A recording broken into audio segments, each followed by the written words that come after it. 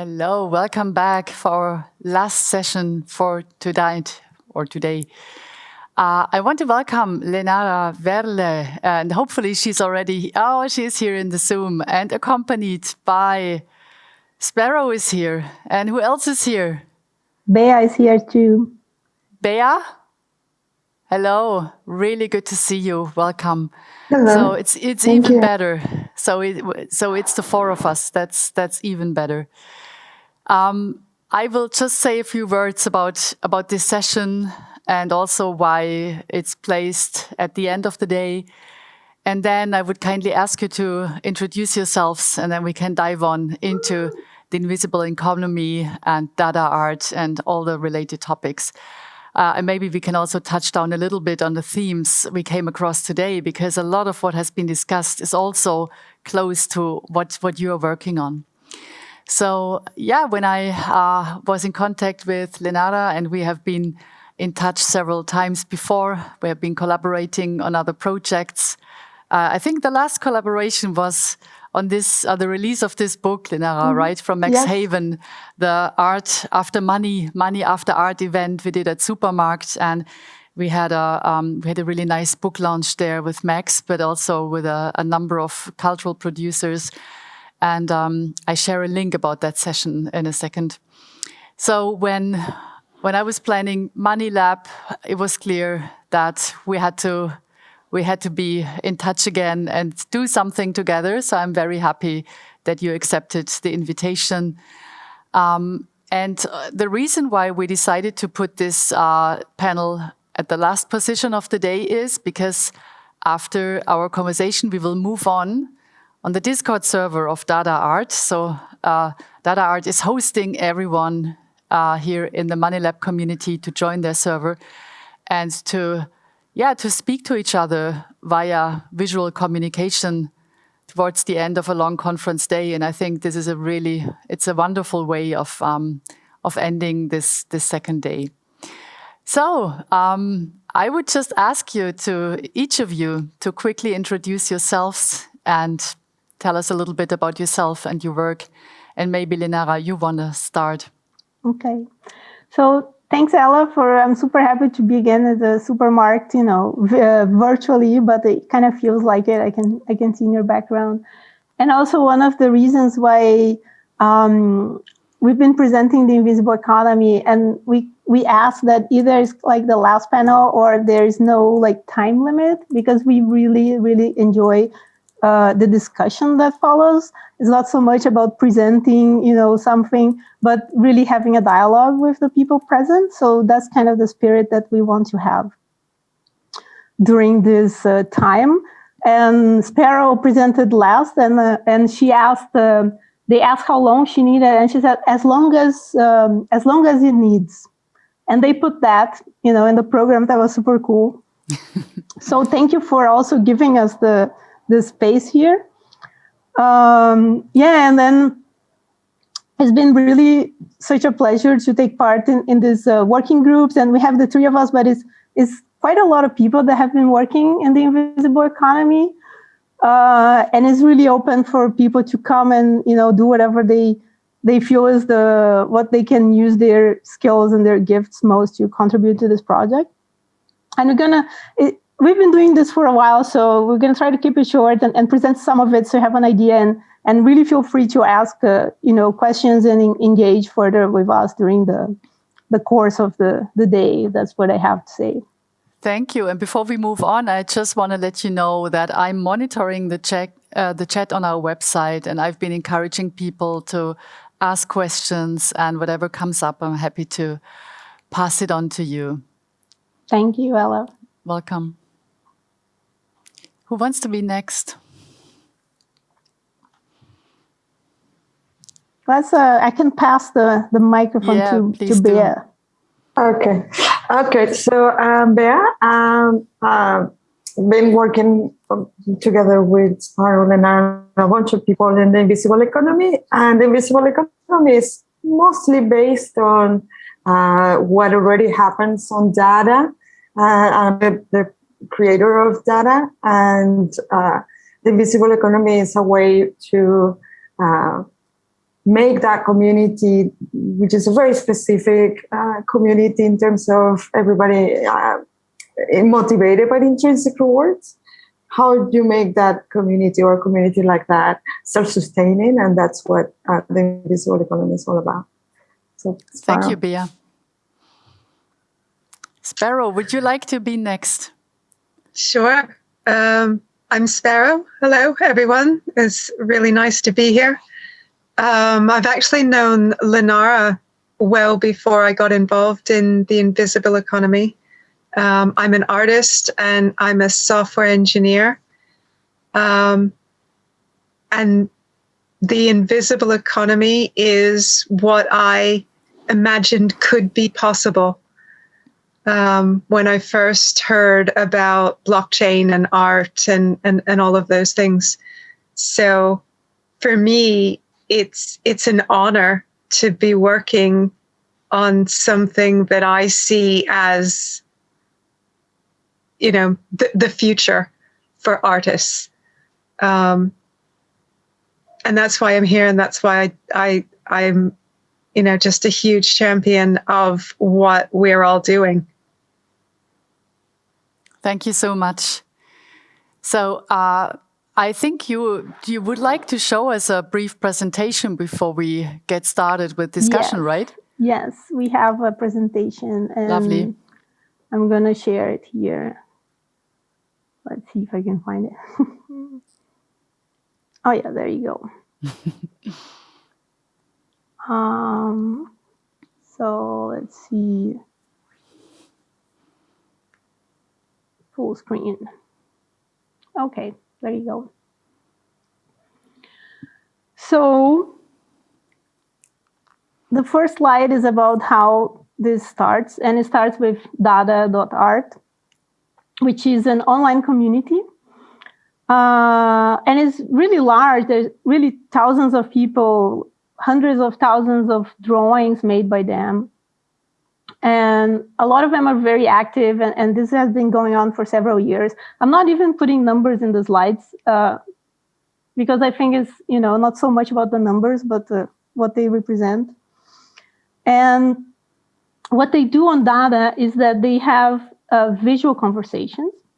Here in the bottom, you can see a drawing, and also in the first slide. And how it works is an artist draws, and a next artist hits the special button called reply, and then it can continue the conversation. And these conversations go on for sometimes a long time, for years. And they can go really fast or slow. It's really beautiful to see this, you know, developing. And they do it because they love it. They really like to draw. They really like to interact with each other through drawings. And it's really, like we were saying, intrinsic motivations that bring people to DADA. So then with this community, I guess this thought come that people are creating this art, and art, we feel, is something really valuable. And could we make this also financially sustainable? Can we actually pay the artists? And we know that actually quite a lot actually of the artists are from Latin America, and they actually struggle financially. And even we know that even the artists that are, let's say, well off, don't make that much money compared to other professions and things like that. So that's how DADA got involved with the blockchain, which was a really exciting technology, and is one of the first communities really to get involved with it. DADA launched the market for artworks in 2017. And this is actually the first art NFTs on Ethereum. They were a little bit after the CryptoPunks and before the CryptoKitties. So it's really one of the first into this space, right? And this is was a collection called Creeps and Weirdos. That actually, there was some recent developments on this we can talk about later, that this collection got a second life. But then what happened was, with the blockchain, there comes also markets, right? Free markets, as we call. And there's, say, good and bad things about it.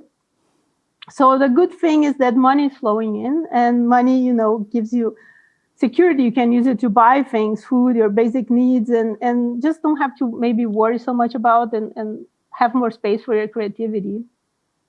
But also together with this, there was like bad things that came with opening up our art to the market, because the incentives behind the market were very different than the love and enjoyment, these intrinsic motivations that the artists have. Like the market had all this competition, speculation going on, and we see like leaderboards or who is giving more money, and it becomes this whole kind of extrinsic motivation to do art to get the money. So then what happened is that the community, the artists, didn't like it, and they were very loud and clear about it, and say, hey, this is kind of ruining a bit what we have. We really enjoy coming to DADA, and now, okay, we are opening up this possibility for money, but it doesn't feel right. This feels really wrong, and that was the feedback at the time. So what happened is that say, okay, we should listen. That's what's natural, actually, to listen to what the community says. And instead of continuing, and DADA could have made a lot of money, with selling NFTs and everything. The market would think that, oh, this was such a bad move. You had the early adopter, advantage, and now you're stopping.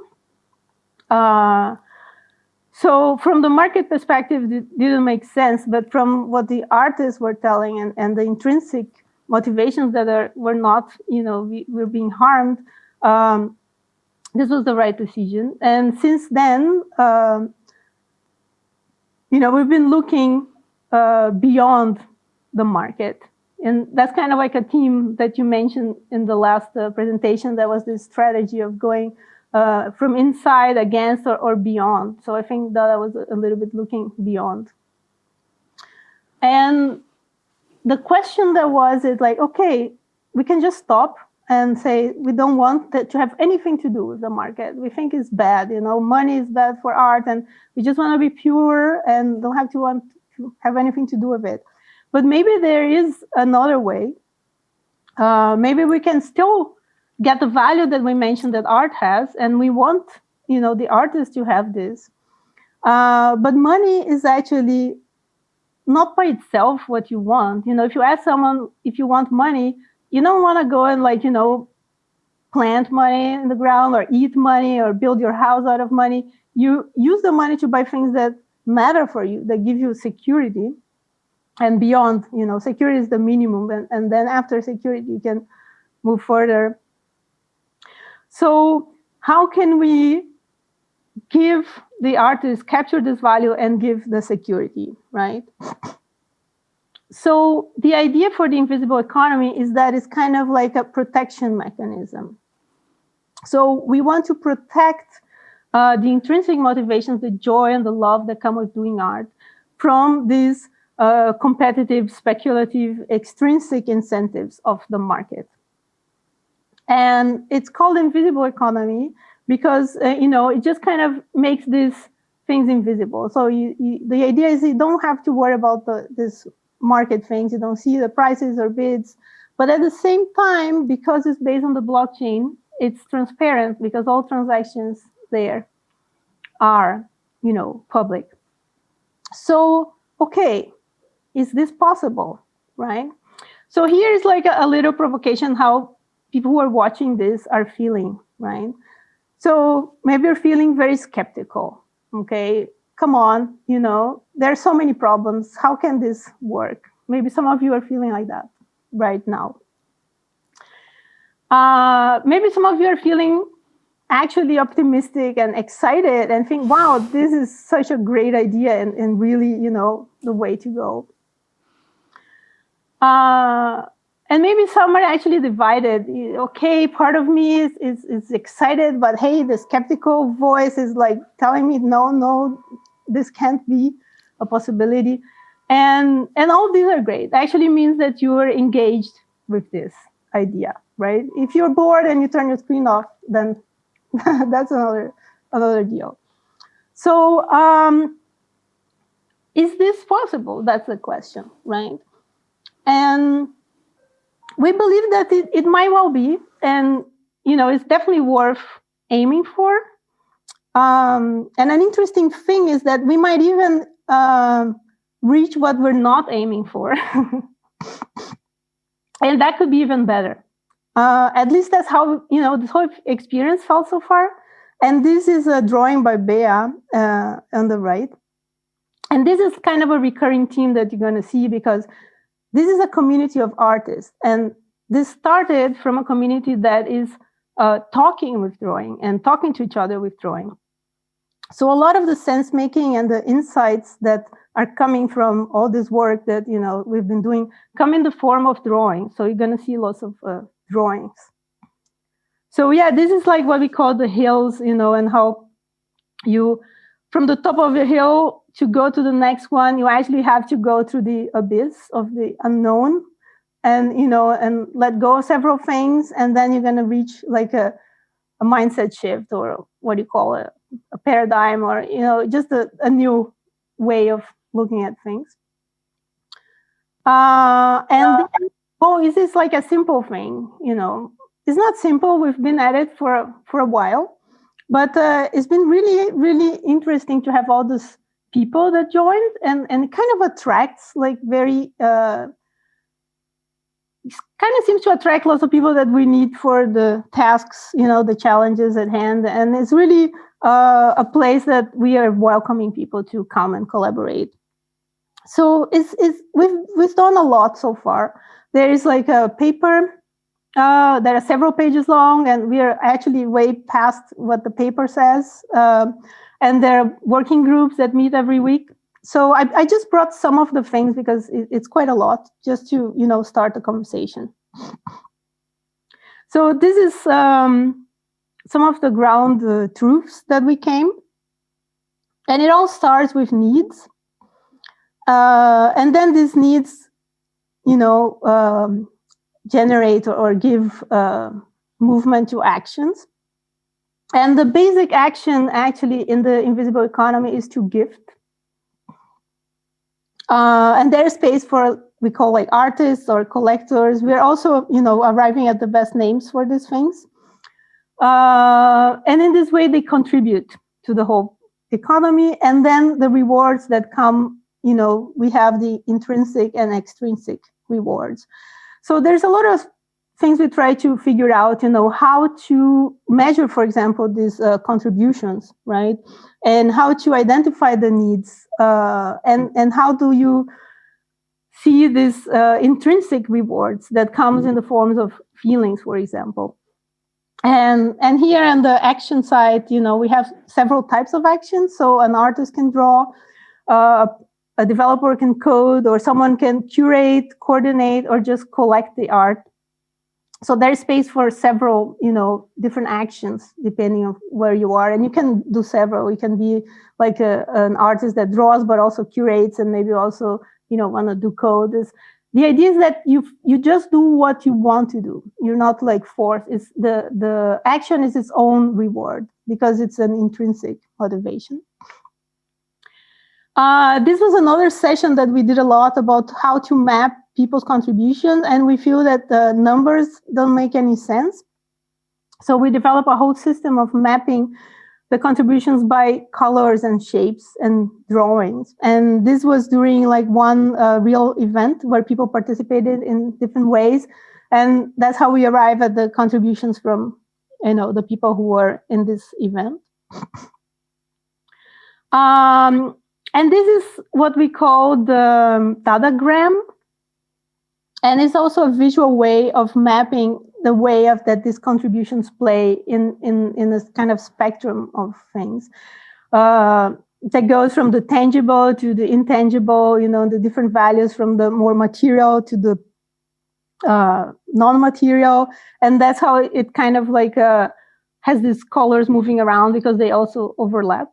And the idea is that might be also like a type of NFT of sorts that will update it will be live. Your datagram will show your, kind of your, it's hard to say, but it's kind of like a mix of all the things that you are involved with in the invisible economy.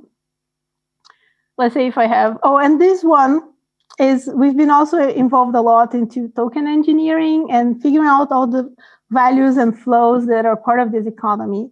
And some of them happen in the invisible layer, which is things that we are measuring, but they won't have like a direct impact. Like if I do like a like, or if I make a drawing, it's not that I'm gonna, receive a certain amount of tokens, for example. So there's a whole level of this system model that is part of the invisible, but there's a part that is really visible, and people will actually receive blockchain tokens. And then eventually they can also exchange them for money. And that's a way how the artists or any people who contribute can actually have access to the money that will enter the system. But the idea is that it will feel like a gift. We want any distribution of money to feel like a gift. So it might be actually a slightly random amount that they will receive, and not something that they can, okay, I did 3 drawings today, and then in a month I got 300, tokens. So it's not going to be something like that, because that doesn't feel like a gift. That just feels like a core that, you're doing and keeping track of it. Let's see if that's, that was the last of the slides that I brought. And we have lots of images in this board that we've been drawing together using Miro that we can maybe share later, depending on the questions. But also another last thing actually from the presentation that I bring is that this whole system that we are doing, at a certain point, we realize that this is actually not just for art. This might be used for any creative activity. So we have developers, also trying to figure out how is this for contributing code, for example, or other activities can also benefit from this invisible economy proposal. So I guess that was the presentation. I'm gonna stop sharing. Thanks a lot, Lenara. I have a number of questions. I'm super curious. Okay. Well, first of all, I'm, it's one of the questions that came to my mind immediately. So how to keep those, the rise of extrinsic motivations at bay within such a system? Because, it's okay, maybe it's very negative thinking, but it's hard to imagine that in a system where people deal with art and value, that there is really that you can 100% cut out extrinsic, motivation. And I'm just curious, in how did you facilitate that process within the community? What were the methodologies, the tools you were using in order to get people aligned? And what is it that helps you to prevent people from getting too greedy? Well, how do you do that? There's this thing that kind of happened.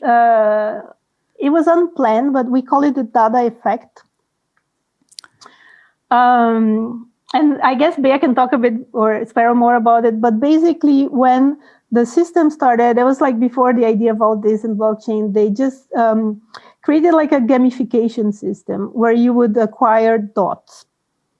So if you did a certain things like drawings and interactions, you would get, a number of dots. And as you did more, you would progress. So, for example, if you just join, you have no dots. So you can just make a drawing, but you cannot reply to someone else's drawing.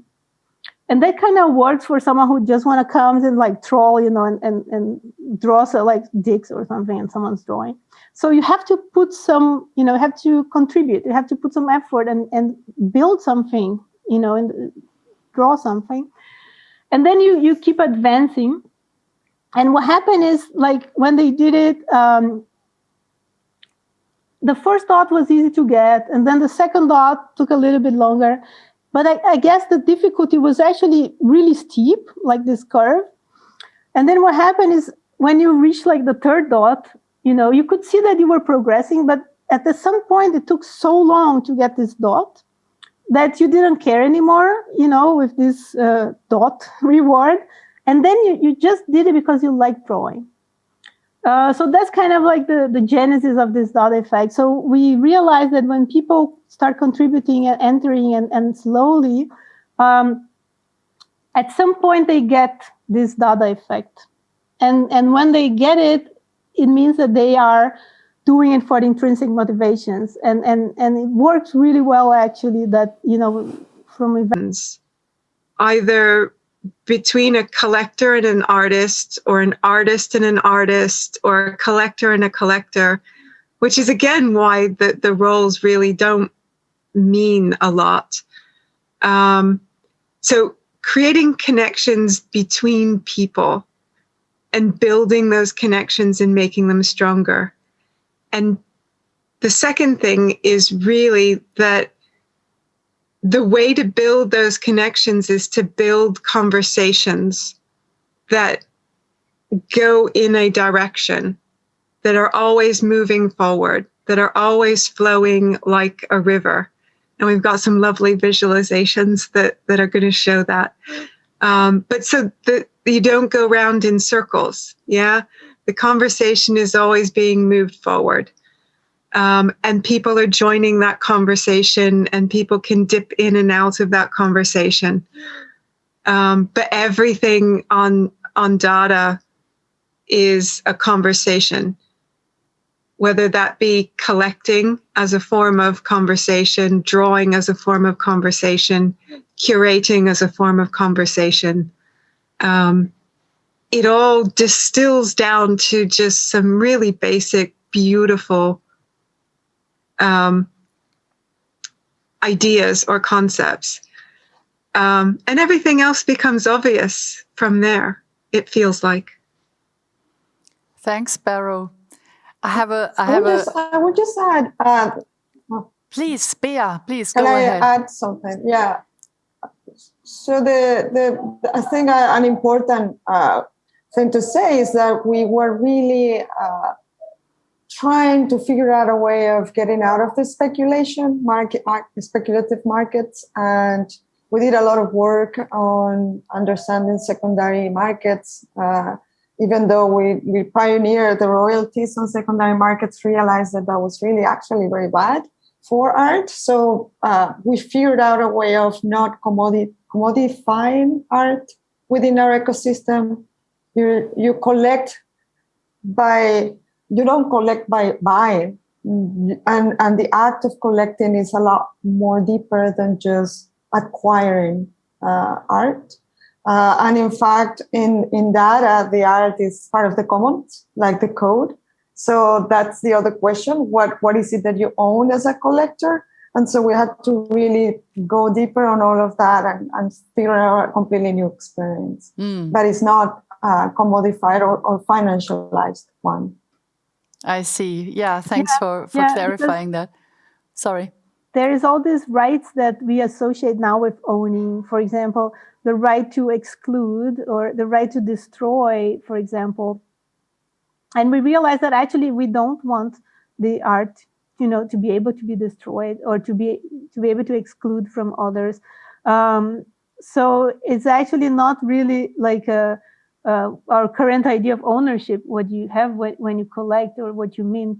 We're trying to figure the best word, but you're kind of like a steward, or you're more like have a nurturing action towards it, and opens a way to engage. And it's not just I like this art, but the moment you mint an art, you should be able to start a conversation why you love it, and create kind of like your own piece of art and conversation, not necessarily by drawing, but by this act of curating and collecting and all these other actions. Yeah, I would like to dig a little bit deeper into the actual value exchange that is taking place within the invisible economy, because I think that's a super interesting topic. But before that, I have a really great question for you coming from the chat. So, and it says, it seems like you're basically a crypto art startup, and your innovation is basically hiding it from the artists. I think that's a really interesting take. We actually were a startup and transition.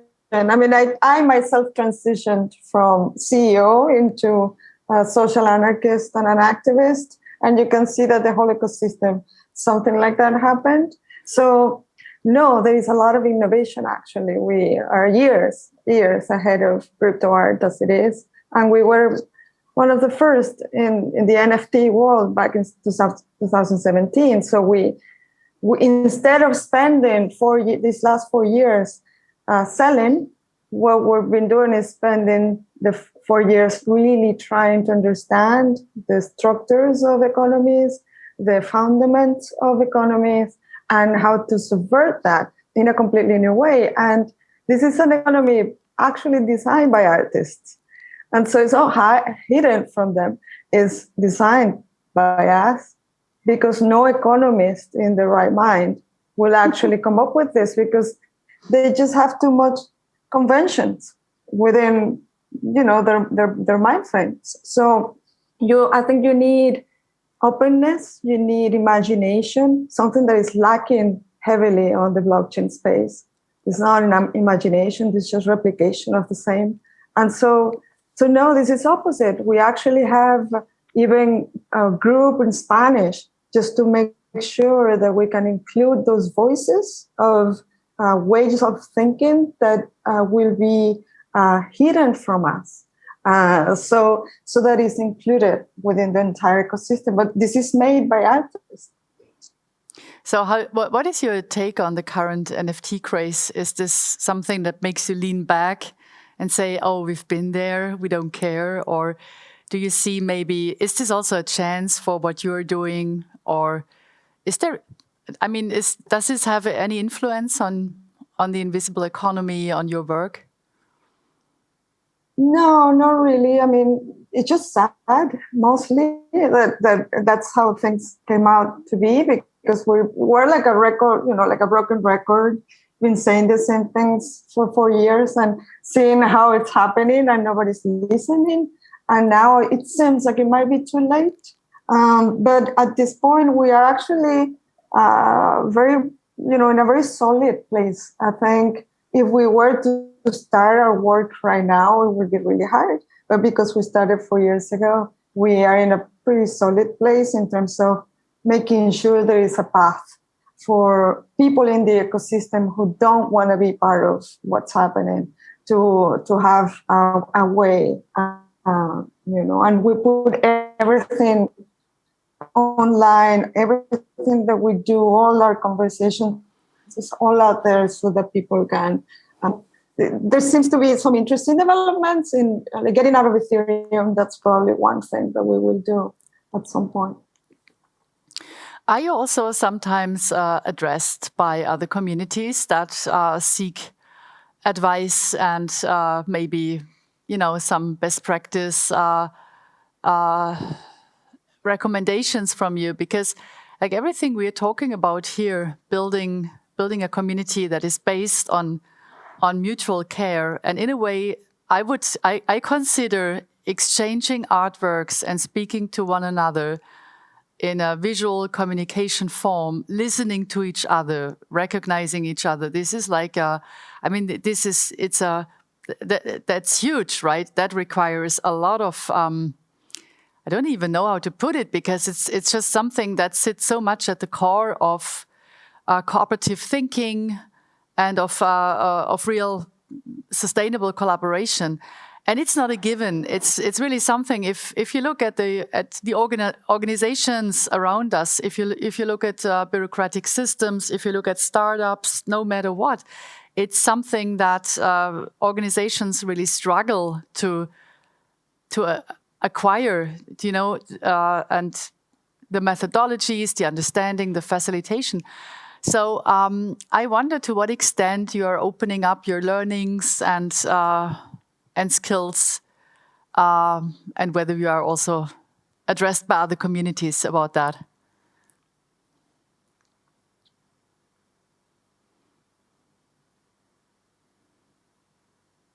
Lenara or Sparrow, you feel free to take that question.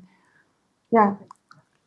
Yeah, I mean, so as Bea said, all of the materials, all the recordings of all of the working groups, everything is available, publicly available.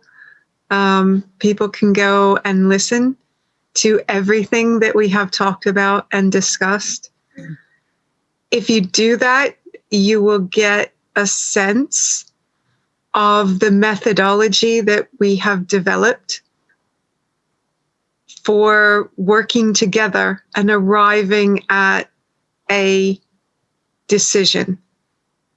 It feels natural now, but I don't think that it doesn't fit any formal method of decision making or consensus making that has been put out there in the literature. But it works, and it leads us to insights that I don't think we would have ever been able to arrive at otherwise. Mm-hmm. Yeah, I especially as a company. Especially as a company, impossible. Yeah. But I should say, because you asked about communities, right? Like, we actually presented the paper at the Radical Exchange conference, and the community has been, our working groups are part of Radical Exchange, so we're very close to that community. But also MetaGov, for instance, who are working, in the front lines of governance, are helping us. They're using data as a use case to create this new model. So, because it's interesting when you say about DAOs that it's all about voting and voting for managed funds and things like that. And we realize that we probably won't have any voting mechanisms at all. And managing funds is like not even a priority, because that's all invisible and taken care of by the system itself and the smart contracts. So it really is about, and this is where I think DAOs fail, is about, one is the actual assignment of power that can't be actually horizontal and open, but also the deliberation process that is such that you don't need to even make decisions or vote on it. And so that's has been our experience in the last, 10 months, with people in and out, everybody contributing by love, nobody, and it's just been amazing. We have designed something extremely complex using this process, so it works. No conflict whatsoever also, and we don't have to agree. Yeah, I think, the key learning is that you have to put people and you have to put the community at the center of everything, of all of your processes, right? So we look at DAOs and we look at other forms of organization or other communities that are trying, people are trying to make communities around social tokens. And as soon as you put the token as the thing that everyone has in common, the community becomes about the token and not about the people or anything else, or the purpose that you think that you made the social token for. The same with DAOs. If you make your DAO about decisions about funding, then your DAO is about money. It's not about people. What you do, what you make the focus, is the focus of the group of people. And if you want it to be a really, a real community where people care about each other, then the focus has to be the people. That's I totally second that, but there is always this temptation of applying binary methodologies in order to solve problems in an easy way. But I mean, let's look at voting, right? We all know there's more to voting than just binary yes or no decisions. There's a lot of things in between, and the delicacy is actually to capture, like, you know, all these little sentiments that people have that then build up into something. They build up into action, right? Into manifestations that then define the culture of the community. So we all know about that in a way, but it's so intangible, and it's so difficult also to, you know, to apply that. It's a little bit, you know, the conversation we are having reminds me a little bit of, there's a lot of discussion around families, you know, and how it is to really manage to live together in a really harmonic and good way as a family, especially when raising kids and so forth. And then there are some that say, okay, it works pretty well within our family. You know, we are doing really well. And then it's like the 99% is looking at them and thinks, how the hell are you? How the hell did you manage? You know, it reminds me a little bit of that. And maybe just to pick up on that, there's a question here in the chat, and I think it fits quite well. I would be curious, what have been the struggles to getting where they are now? Most often there are growing pains, and it would be nice to learn from them. Can you maybe specify a little bit about those growing pains? And how did you manage to overcome that? Because obviously you didn't end up in a situation where you are with the community right now. Yeah, I mean, it's a really interesting question, because I will pass it on to Lenara and Sparrow, but I cannot think of any growing pain in the last 10 months since we started working on the visible economy, right? Like this, it's just been a complete bliss and fun. But before that, when we were a company, I can tell you that we had all kinds of pains, and it was the most stressful. You know, I was myself, but the whole team were working nonstop, and we were unhappy, and our CTO got depressed, and, you know, we raised money, we go broke, we couldn't raise money, we raised money. I mean, it's this like cycle of hell, basically. And since we decided to leave, when we published the paper, we were like, well, how do we do this, right? Like we now have a theory, but how do you do this? We have no money.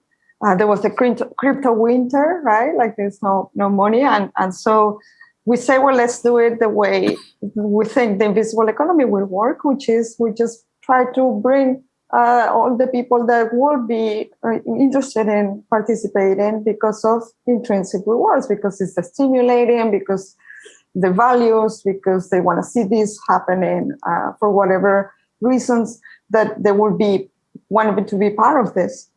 And that's what we did. And it's amazing because now it feels, I mean, Sparrow found this word pronoia, which is like, seems thing to just open up at the moment that we need them.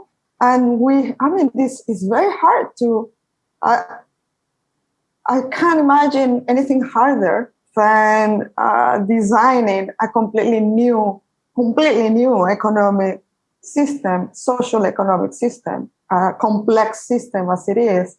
And we're a bunch of artists, mostly, right? So at the moment that we needed that amazing person who knew exactly how to design the actual system model, she just came, you know, like magic. And she stayed with us until now for 10 months, right? And every one person has been like that. Now that we're in the implementation phase, we have these amazing UX designers, and they're some of them just part of the community already that are contributing because we all want to see this happen. So I don't know what it is. I think the system, we don't realize how wrong the current system is of scarcity and having to prove yourself all the time to like this position of imbalance of power and the bargaining power that you have, whether you're an artist, a professional, a startup, it's all the same. And so experiencing something that is completely outside that world and seeing that is actually working so well it's almost like you really question, like, I mean, it's 400 years of indoctrination, basically. And all we need to do is start like taking all that shit out and go back to the basics, which is relationships and trust and doing what you love. That's it. Yeah.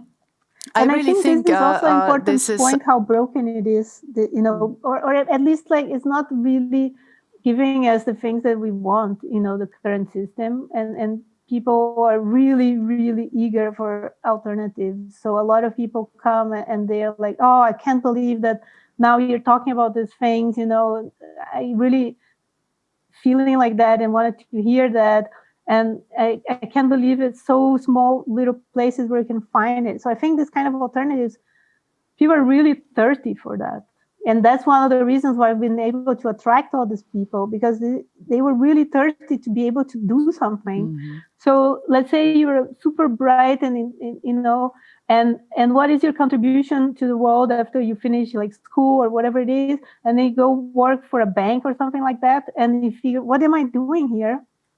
You know, can I maybe do something different? Mm-hmm. And then you don't find an alternative. So I think that plays a role also to be able to attract these people, is that we are working towards this kind of alternative and goals. Mm-hmm. Yeah, you know, just maybe just a bit of feedback from what I have understood. So one thing really stands out for me listening to your contributions, and that is, you know, what you have been pointing out is that communities need time and space in order to evolve. And it's difficult if there is a building plan implanted in the DNA of a community, right? Because I remember when I started working as a digital strategist 20 years ago, there have been clients that approached us and asked us to build a community for them, you know, like major corporations. So they thought, okay, this is a process of 2 weeks, and then we have an online community. But still, I have the feeling that's, you know, often we did not really fully manage to get rid of that kind of thinking. You know, it still it still sits in ourselves and in the systems we are part of. So it's this illusion that just, you know, with the right, you know, social media strategy and so forth, you will manage then to build this family, this cocoon around you, you know, whatever you're going to do with it. But it's an illusion. It's a complete illusion. And if you look at this large industry that sells online courses and webinars and tutorials on how to, you know, become better and more effective on that, I think it's quite striking to unlearn a lot of these things. And just, you know, looking at the white paper you came up with, I could take it and rephrase it, and I would give it the headline of a curriculum of unlearning, you know, classic economics. That would be like my it would be my proposal, or the way I would look at it. And that's exactly what makes it so difficult to comprehend and to, you know, to just allow to make space for that and to discuss that publicly, because it's often, it's very much, it finds the discussion we are having is always in danger of being, you know, belittled or, you know, called utopian, or so there's always this tendency to just take it and wrap it inside the utopia package and then put it elsewhere, because it can't be like that. We know that it doesn't work. And, you know, my first reaction was, yeah, but it can't work when people are in trouble of making a living, right? Because that's the core assumption, that making a living is a struggle, right? So, yeah, this is just, you know, all the sorts of things that I just want to feedback, and maybe you want to take some of it.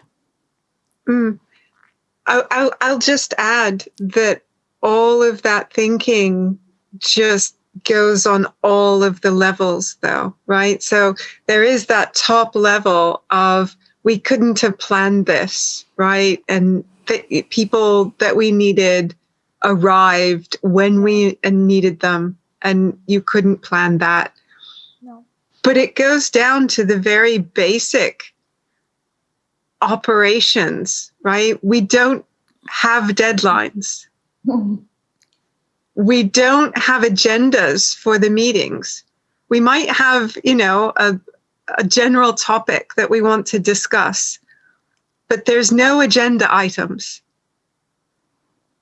So And there's no, finishing time for the meeting. We just continue. Until it's over. So by operating in that way across everything, I think, gives you the experience that things can work in that way. And as you do that more and more, you gain confidence in that way of working, and you know that it's going to work. Mm-hmm. Yeah. So, and I want to say also from what you said about the utopia, again, this is not theory, right? It's the opposite. We didn't write a manifesto that sounded great and then went and did something conventional. That's as you always see. We actually went and did things. We're still doing them. Anyone is welcome to join us in this process. And we're trying to understand what works because it works. And so it's funny when people say it's a utopia. Well, it's not a utopia anymore because it is actually real, but it's also that to think that the market and the way we do things, to continue to do things just with a new technology will somehow result in different outcomes. That, if you think about it, is delusional. Like there is no evidence that it's going to have a different outcome. All the evidence is that over and over is always going to reproduce the same outcomes, which are extreme inequality, concentration of wealth, concentration of power. And we see it in the crypto art world. We see it in the blockchain in general, plutocracies and all of that. And it's like this denial of what is so evident. And so utopia versus delusion, I would say that what we're experiencing is actually something close to what we will call utopia, but it's real. And just to follow up with that, the other thing that I think we needed to know in our bones, know through intuition, was not correct, because we've, had this reaction again and again from other people saying, well, everyone knows that artists can't make a living by making art, right? Everybody knows that. And so just having the,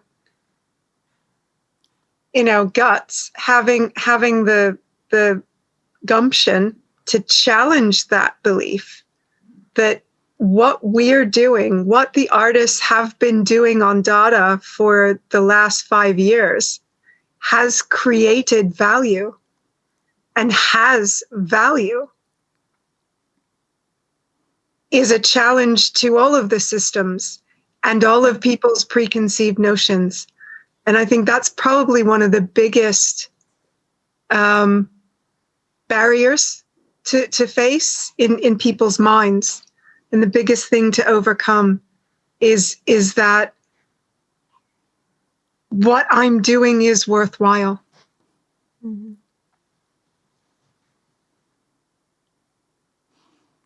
I think that also during like a pandemic, I've seen several, people post a similar thing and saying, oh, there is this time I found out I don't really need like a restaurant or new shoes or something to live. But I found out I really cannot live without art, without music, without culture. But then, of course, you think, okay, but because it's great to make art and the artists love doing it. So you think, oh, they're already getting their intrinsic reward because it's so great to make. And at the same time, it's something essential that people actually cannot live with. And that creates this false idea that is not worth it, but it has immense value, is actually priceless. I think there is one more question that it keeps me busy, and it also keeps someone else busy here in the chat. And that's also something we should redefine. And I guess that's the classic notion of ownership. So how do you consider ownership, and how do you consider, the exchange of ownership of a digital artwork that is being exchanged on your platform? What is happening if I pay? Am I the owner, or what's my position then? Right. So no, actually, we want the art to be owned in commons. Okay. And I think someone put in the chat that something about resale. And actually, we don't want resales. We came to the conclusion. We studied a lot this whole this whole point of the royalties, that DADA was like the first platform to come up, and it was 40% royalties at the time. And then there was all this study that actually, to really, as a group for artists to, if the resales happen and there are royalties, I forgot what it was, but it was quite high percentage that it had to be, so that the artists as a group will actually keep the value during all this resale. I think it was 90% or something. Yeah, it was almost, I don't know if it was kind of 90% almost. And there's a really nice, we have, Massimo is like the researcher that did this data analysis from crypto art markets for us, and established like these trends, and calculated the Gini coefficient for inequality between collectors and artists, and both as a group into this crypto art market. It was really interesting. But basically, we came to the conclusion that we don't want resale. So basically, most of the characteristics of ownership as we see it now, we actually don't want for this experience. But at the same time, some characteristics of ownership, we see collectors as having a connection with the art and the artists, and creating a history and a conversation by minting the artwork. So they don't own it, but they are part of its history and process and the conversation. Mm. But I would like to ask, to add, in terms of, it's very, ownership is really tricky, and we use the words interchangeable. So there's private property, which is not necessarily all what could be ownership, but there is also possession. And so you can think of, for instance, what we buy in Web 2, the digital things that we buy, like in iTunes or Audible or things like that. We think that we own them because we purchase them, but we don't own them. It's more like a long-term rent, because it's not, you don't have it. It's in somebody's server. You have a lot of restrictions. If you want to put it in an editing software, let's say, and you can't give someone your audiobook, right? So it's interesting to really go deep into what ownership actually means in a lot of these things. So in crypto art, ownership means that you get it, you buy something and you have it in your wallet, and now you can do anything you want with it, right? Transfer it, gift it, and sell it. So in our case, a collector contributes to the ecosystem by minting. We have over 130,000 artworks. So we need to start minting them, and that's actually a big contribution. So the collector mints, makes this artwork into this new existence, let's say, and he can keep it in a wallet or her wallet, right? So in that sense, they'll be able to gift it, they'll be able to transfer it, they'll be able to trade it. Let's say I can trade artwork with Sparrow, but they don't have the right to burn it, to destroy it, or to block anyone from seeing it, or even from using it, because we're a big big in supporters of remixing and really, give completely freedom to art and the artistic process. And because we're all about collaboration, there's going to be a lot of remixing. And so collectors, in that sense, are really more like stewards and protectors, let's say, of that. Now, the exit, because you can't sell it, and the beautiful thing is that you can actually get to collect to keep the art, which is not the same as investing and trading. We don't consider that collectors. That's extrinsic motivations, and that's actually a different thing. Our collectors collect because they have an emotional attachment to an artwork and they keep it. So we're giving back that opportunity to collectors so they can keep it and at the same time exit through the DADA token, because when you mint and contribute by minting, you earn tokens. And so your exit is in the DADA token. The transfer of that economic value goes into the DADA token, and we only have the actual intangible, priceless, say, value of the artwork for the collector to just enjoy. I wanna thank you so much for this super strong and positive messaging at the end of this conference day. For me, it was re-energizing. I mean, the whole day was giving me a lot of energy because I fully enjoyed it, but that instead of becoming tired, it sort of energized me, and hopefully also many others who listen to you. Thank you so much, Lenara and Bea and Sparrow. And everyone who would like to be in touch with you and interact with you, you can join DADA.art's Discord server. Everyone who has signed up for the conference should have been given the link. The link is also on our website, MoneyLab-Berlin.de, and we'll also make sure to publish it once again on the Discord server so people find their way to the DADA server. And the DADA website, Lenara, maybe you could share also the link. Also, here in the chat, everyone, Rachel, you were asking, so here is the link to the Discord server here in the chat. I will also copy and paste it into our Discord, and maybe also the website, because there was a request. Just pasting it here. I think that I pasted the Discord, so you can join the Discord, and there in the Discord there are links. The DADA.art website is mostly a place for drawing, really. There's not much words there, mostly images. So if you actually want to find words, I think the DADA Medium account has everything published so far, and all like the videos for the working groups that we've done so far are all in the DADA Medium if you're looking for words. And the Discord server, is also a really nice place to find information there as well. I put the link on the chat. Okay, cool. Thank you for pasting the links in the chat. And yeah, I really hope to see you again and to be in touch. Good luck with everything. And thanks so much for taking the time and having the conversation with us. Thank you and have a good evening.